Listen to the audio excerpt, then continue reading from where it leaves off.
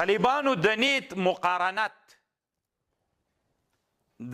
مقارنت یو ځایوالی له تکبیر تحریمې سره مستحب ده. تکبیر تحریمه چې د الله اکبر ده او نیت دا دواړه طالبانو باید مقارن وي. مقارنت څه معنا؟ پیوست وي. دغه پیوستوالی طالبانو دا مستحب ده. ډېره ښه مسئله ده. دې مسلې ته غوږ ونیسئ. ما بله ورځ تاسې ته ویلي ول طالبانو سنت کومه طریقه ده؟ تلفظ بالنیت او که نه نیت. چې د ما نیت بره ګوره ابن الحمام خبر مې درته فتح القدیر کې وکړله. علما د تلفظ بالنیت د څه دپاره وایي؟ چې د زړه نیت یې برابر سي. اوس چې د ما د چا نیت برابریږي، د زړه نیت برابریږي، نو څه ضرورت ده؟ تلفظ بالنیت ته هېڅ ضرورت نشته. زه بیخي تلفظ بالنیت نه کوم.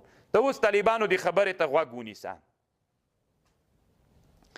زه داسې کومه الله اکبر الله اکبر چې تکبیر تحریمه سوله. نیت څنګه مې چې نیت برابر سو متصل به الله اکبر سره کوم. معنا نیت او دا تکبیر تحریمه باید مقارن و پیوست وي. دا مقارنت و پیوستوالی د تکبیر تحریمې له چا سره؟ له نیت سره. دا مستحب ده. خو که چیرته د نیت او د تکبیر تحریمې په مابین کې مفاصله راغله، یا به مفاصله په اجنبي باندې وي یا به په غیر اجنبي باندې وي. که مقارنت د نیت له تکبیر تحریمې سره په چا باندې رانغی؟ مقارنت رانغی، مفاصله راغله. خو دا مفاصله په اجنبي نه وله، پروا نه کوي اجنبي لمانځه نه. او که اجنبي لمانځه نه و، که چیرته طالبانو فاصله ډیره وله، نو دا اقتدا نه صحیح کیږي. او که لږ وله بیا صحیح کیږي. په خبر مو پوی کوم. طالبانو تاسې داسې پارس کیا د جومات دی موږ د مدرسې جوړ سو. الله دې جوړ کړي، انشاءالله جوړ به سي. زه له کوره را روان سوم طالبان، اودس مې وکړ، له کوره را روان سوم. چې جمع په یوه بجه باندې کېږي او 3 دقیقې ورته پاتې، نو زه له کوره را روان سوم. اودس مې وکړ او په لاره باندې را روان یم. اوس په لاره چې را روان یم مسواک وهم جمعې ته. خو نیت خو مې هلته وکړو چې د ماسپښین جمعې ته راځم. همدا نیت ته که نه طالبانو نیت ښکر نه لري لکه دی تاسې غوندې نیت. نو کور نه روان سوم چې 4 رکعاته مونځ کوم، لمانځه ته راځم جمعې ته د ماسپښین. نو کور کې مې نیت و. په لاره چې را روان سوم مسواک مې وهه، په چرت کې لاړم. مې دا بوټي خو هم ډېر ښه په دې دشته کې شنه سوي دي. داسې فکر کې لاړلم طالبانو، خو وهم مسواک. بل عمل مې نه ده کړی. دغه عمل ده چې مسواک وهمه او مانځه ته را روان یم. چې کله مانځه ته راغلم امام په جمع ولاړ ده. بس طالبانو نور مې نیت تجدید نه که. زه فکر کې تللی یم الله اکبر مې که. چې الله اکبر مې که طالبانو د تکبیر تحریمي او هغه نیت چې ما په کور کې کړي مقارنت راغی که مفاصلت راغی؟ مفاصله راغله. 3-4 دقیقې مفاصله راغله د نیت و د چا په منځ کې د تکبیر تحریمي. خو دا مفاصله په اجنبي راغلی که غیر اجنبي؟ او داس طالبانو جمعات ته مانځه ته راتلل دا له مانځه نه اجنبي نه ده. دا د مانځه څوک دي؟ دا داخل دي په مانځه کې.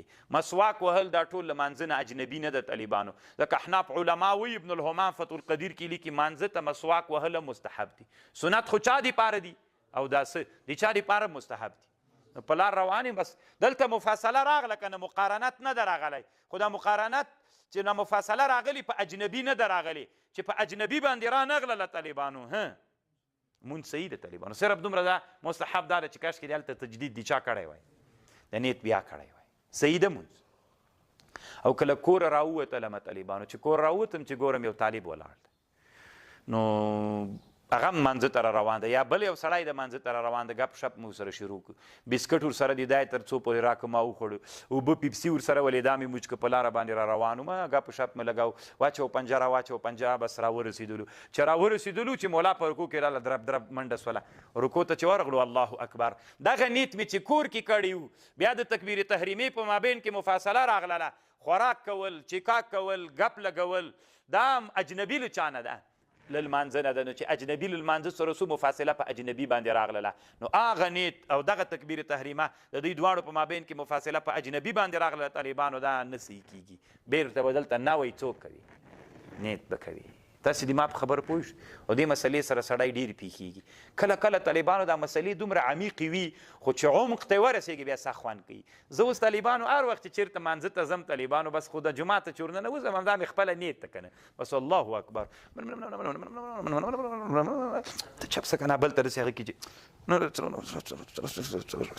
بیا الله دا چی سنو تا خو نه د فرض په ما باندې په ما کم یو فرض ده د رسول الله صلی الله علیه وسلم عادت څه شی و کله به چې مانځه ته رسول الله راغی طالبانو داسې ویلې طالبانو نه الله اکبر د جومات ته چې راننوتلی د څه دپاره راغلی دا اوس چې د ماسپښین جمع تیار د طالبان چې دې کوټې ته راننوځي د جمعې دپاره څه یې مقصد نیت به نو څه شي ته وایي ښکر لري غوږونه لري دوه سترګې لري د تا نیت غوږونه یې دغه دي بس چې څلور رکعته هغه بس هلته رکعت تېر نه تېر سي بس سړی څلور رکعته څه کوي راغلی مانځه ته ماسپښین مانځه ته راغلی که نه یې راغلی چې راغلی بس پې تکبیر یې که که نه نو الله عز وجل دې موږ متبعین دي چا وګرځوي رسول الله صلی الله علیه وسلم وګرځوي